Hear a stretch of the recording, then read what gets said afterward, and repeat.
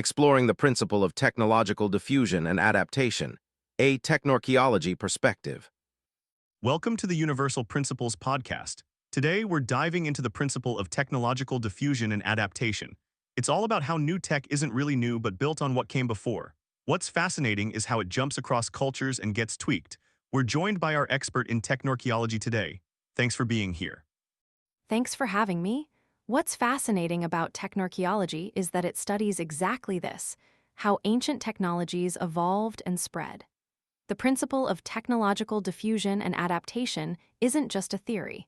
It's the bedrock of understanding how societies advanced. So from your perspective, what's the higher-level concept at play here? The higher concept is that innovation is rarely a completely original creation.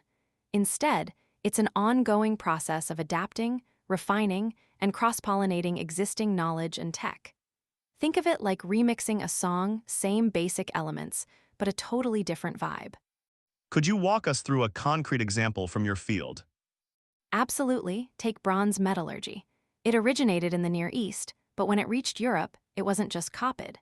European smiths modified the bronze recipes and casting techniques to work with local ore and to create tools and weapons that suited their specific needs.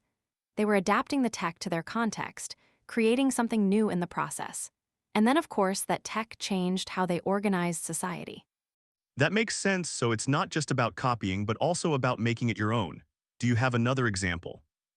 Definitely, the wheel. Originally, it was developed for pottery, right? But someone somewhere looked at that spinning wheel and thought, hey, I bet we could use that for transportation. And boom, a revolution in how people moved goods and themselves. A simple adaptation with massive implications. Who knows where we'd be without it? Mind blown, so this principle isn't just about ancient stuff, right? Does it show up in other fields too? Oh, absolutely. Look at cultural adaptation in sociomolecular cooking. Chefs take recipes from one culture and adapt it to another. Imagine a chef adapts a recipe with local, sustainable ingredients. Even though the base recipe is French, it's now local. It's the same principle at play. Okay, so how can we use this principle in our daily lives? Give us some actionable tips. First, be observant. When you see a new technology or idea, don't just accept it as is. Think about how you can adapt it to your specific needs or context. Second, learn from others. See how different cultures or communities have adapted existing technologies and practices. You might learn a thing or two.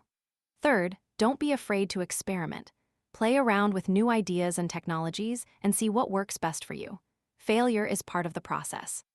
Great advice. So to recap, technological diffusion and adaptation is all about recognizing that innovation is a remix, not a revolution, and that adapting existing ideas to your own context is key. Any final thoughts? Just that understanding this principle helps you become a more creative and resourceful problem solver. And who doesn't want that?